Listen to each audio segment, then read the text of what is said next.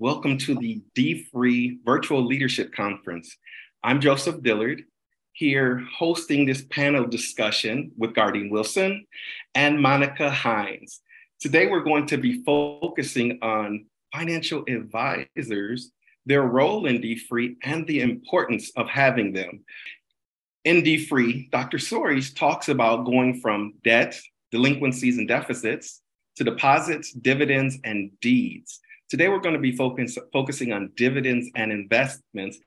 And as I said, we have Gardine Wilson here and Monica Hines to help us talk about investments and really their roles as financial advisors. We're going to get to know them a little bit, how they work with dfree, and hopefully how they can get other financial advisors to get involved with dfree.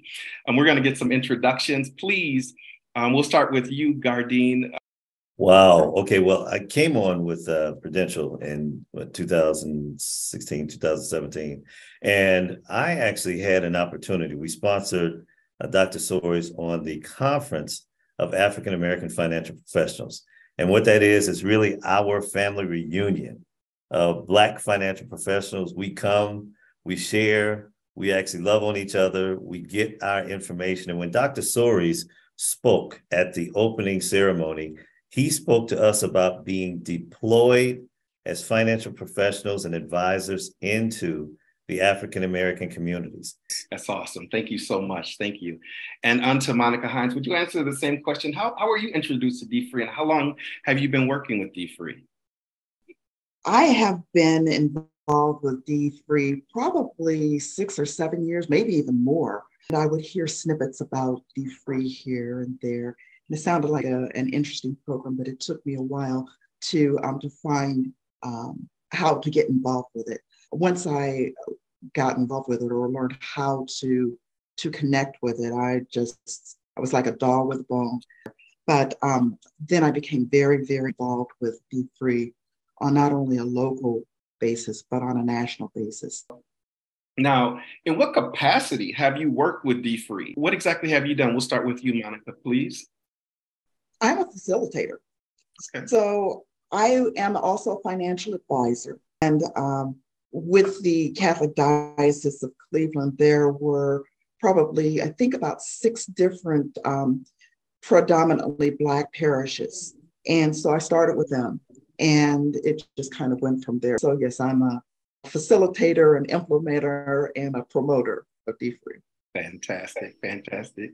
And you, Gardine? There was a convocation that was actually going on with the AME Zion churches. And I told Dr. Soares about it. He got his crew. They came down in 2018 and actually did he was the keynote speaker at the convocation. Awesome. And from there were so many ministers that actually signed up and said, not only do we want this training, but at the same time, can you take a look at what I have going on? And that, as a financial advisor, financial professional, was one of the things for me that actually really engaged me in the program, introduced it in our community. So I'm in the rural areas of North and South Carolina, working with people that have been retired, that actually are, trying to figure out what to do with what. And the whole education piece is so key to us actually understanding what's in your hand. So that's really an intro to my involvement way back in 2018, pre-COVID. Now, both of you are financial advisors. Would you tell me how you've incorporated dfree, if you have, into your work as financial advisors? Gardine, would you start us off with that, please? Yeah, so for myself, clearly, having, 137 churches that expressed an interest, and of course, looking at some of the churches that I've actually taught in, some of the individuals that were also, as Monica said, were in the community that were involved in teaching the program, some of the parishioners that actually went through, learned the program to teach it in some of these churches, that also opened up the door for the AME congregation to actually be involved. And then at the same time, we had a factory closing that was actually in South Carolina that actually gave me an opportunity to not just teach them, but also to work with them from where they were in terms of retirement transitioning in what it was that they were actually doing. So it gave me an opportunity to use some of the tools and share some of that information in some of the community-oriented programs that I did. So I've taken the approach as to what's in your hand. Now, one of the things that we did in shortly, the pandemic was still, kind of lingering, is that we had a What's in Your Hand segment in March of 2021. And then there was a student loan a virtual seminar that we actually had in April of 2021. Mm-hmm. In that particular seminar, for me, what I did was took a look at becoming a subject matter expert in that particular area. And ironically, at the same time, because of the new administration, they were cleaning up a whole lot of people who had been in very precarious situations with student loans. They were canceling and they were forgiving loans.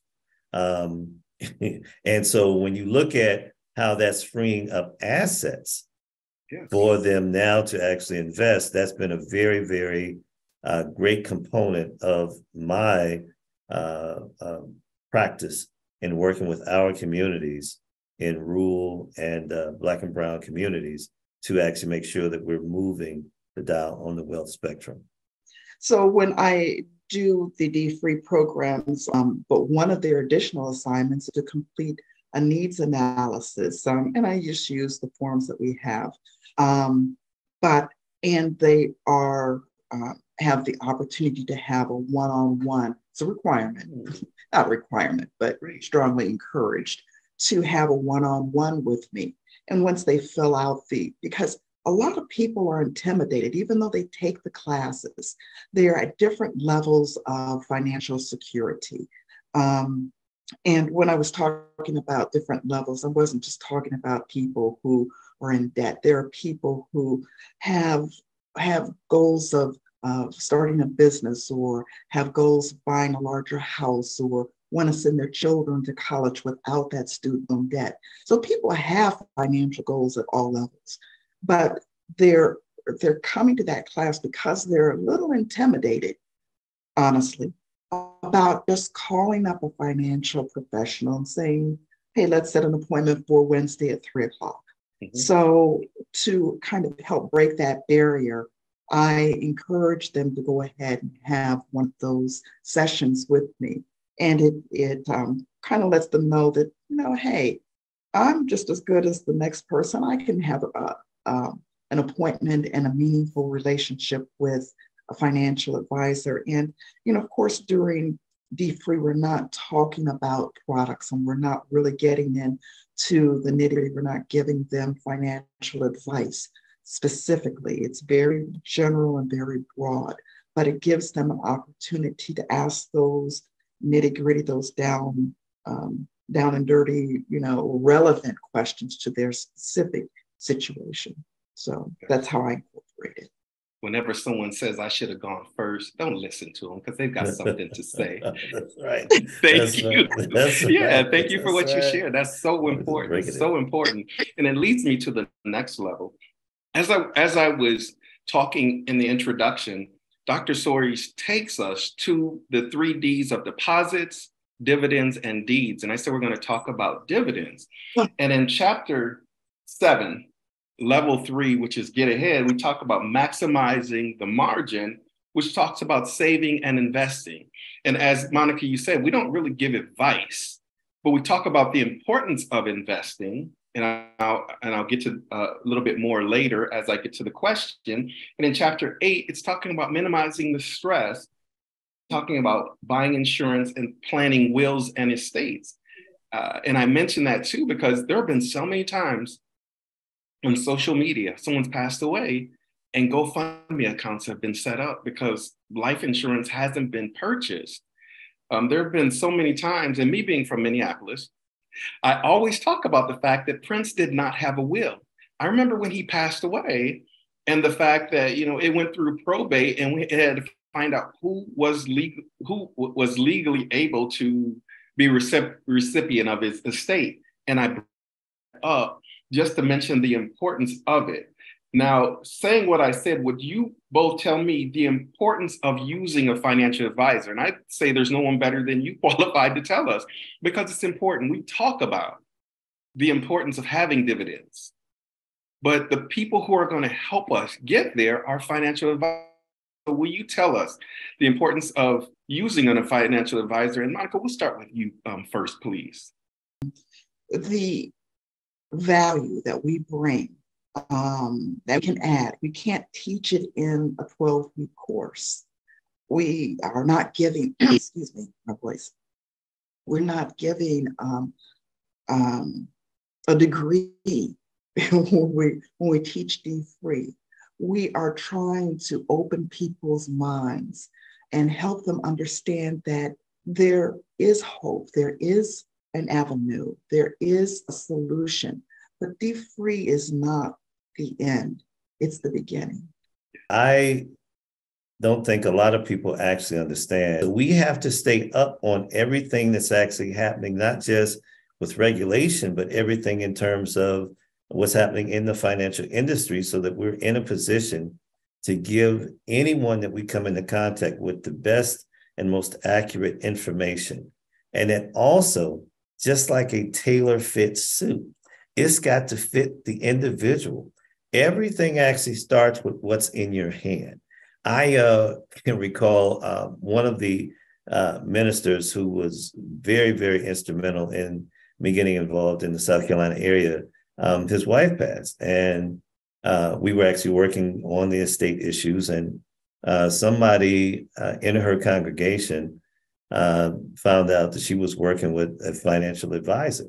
And the community was like, what does she need to be working with a financial advisor for? Because everyone thinks that you have to have a lot of money to work with a financial advisor.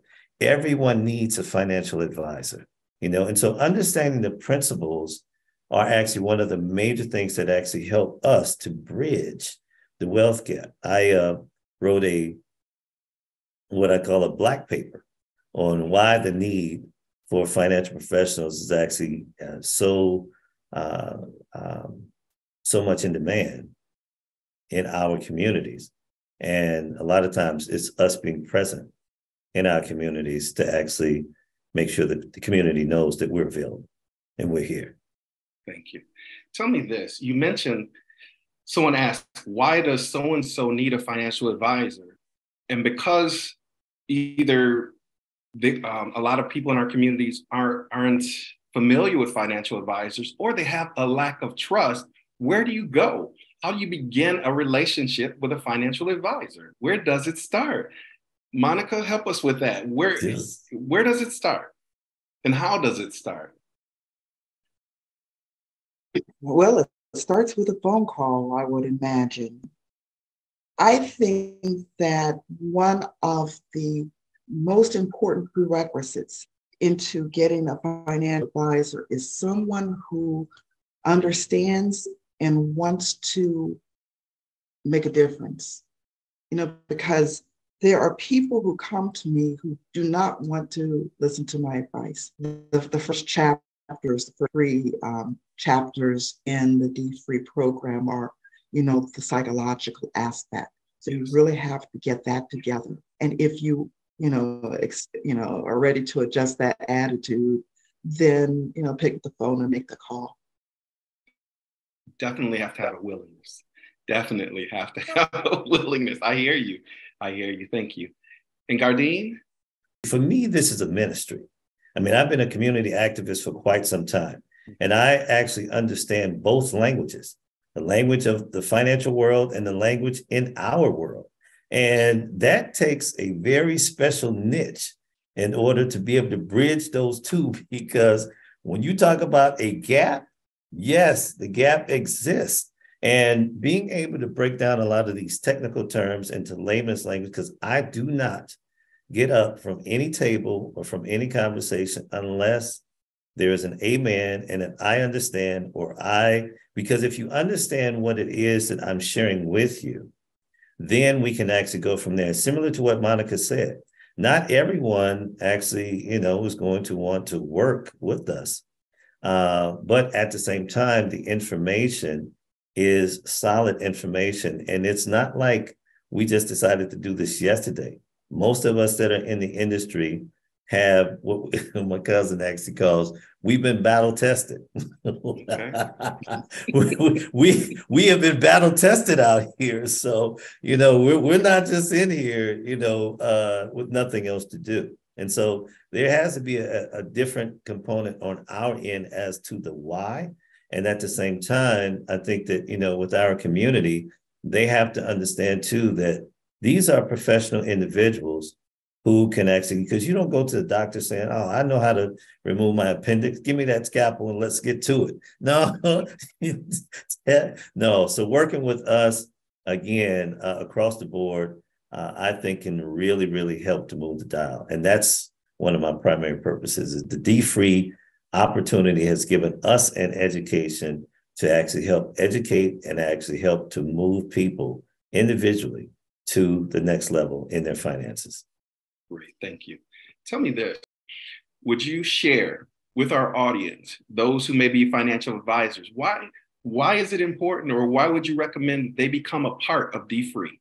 If it is in your heart to teach people, and I tell you, so we have classrooms of people who, don't have their financial act together. They have friends, they have neighbors, they have parents, kids, relatives, church members, club members.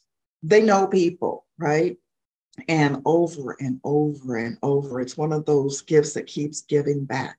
There's probably not a week or a month that goes by that I'm not getting some kind of referral or, connection back to dfree and programs that I've taught in the past. So, if maybe that's why it started in the church, because we are thinking about others, we're trying to uplift our community. And it is a phenomenal program. It is a phenomenal way of breaking it down, of helping us understand how we can take a step forward. It's very gratifying. So I agree. That's why I think that, the right people should get involved. I hear you. It's not for everybody, but it's for somebody. Thank you so much, Monica. I would actually say, you have to go back to your why. You have to go back to it. And at the same time, what is your practice? What is it that you're actually in it for? And when you look at, it's purpose driven. For us, it's an opportunity to reconnect to our community. And the other side that is even more important is that I've also seen carnage. I've actually seen carnage, roadkill in the street behind financial decisions that were made because they didn't have a financial advisor. And if they had a financial advisor sit down and speak to them at the moment they were thinking about making the decision, one of the best calls that I get is, Gardine, I am thinking about. When you call me and say, I'm thinking about, now we can actually work on how to make the best financial decision to actually, put this in motion, or that's not a good idea right now. And I'm very matter of fact, especially with my clients that I know and been working with for years. So they don't make a move without calling me and say, I'm thinking about, and that's one of the more value added components of having a financial advisor on your team. As we wrap things up, this has been a great conversation. What I'd like to do is, and if you want to repeat and reiterate, that's fine, your last words about the importance of dfree and financial advisors. Well, I will say that I know that my collaboration with dfree was one of the components that actually helped my practice tremendously. And at the same time, I think that when looking at a resource or speaking about a resource, clearly, Dr. Sawyers is very key on trusted and vetted individual because, we only have one reputation. Yes, that we actually have. And so that reputation in what it is when we refer people, even on my personal side, if I refer, individuals to my attorneys and CPAs and whatnot, I better not hear that they didn't get first-class service. So in that, make sure that, they're vetted, make sure that, they are, professional in what it is and that you're getting, because we should actually get top rated A++ service in everything that we actually do. dfree is incredibly important because it has built a bridge between the unknown and a resource of getting information. It was something that was long overdue. It's still something that is sorely underused and underutilized. It is an introduction. It is a next step into getting the financial help that we all need, just taking us to the next level. Thank you. Oh, again, I'm Joseph Dillard and Monica Hines and Gardine Wilson. It has been a pleasure hosting this panel, and hopefully all those who are attending, listening, either live or on the replay, you will get valuable information out of this time that we've shared together. Again, dfree, we're going from the bad Ds, debt, delinquencies, and deficits, to the good Ds, deposits, dividends, and deeds. And today we focus on dividends or investments and the importance of financial advisors working with dfree. Thank you so much and enjoy the rest of your day. Be blessed.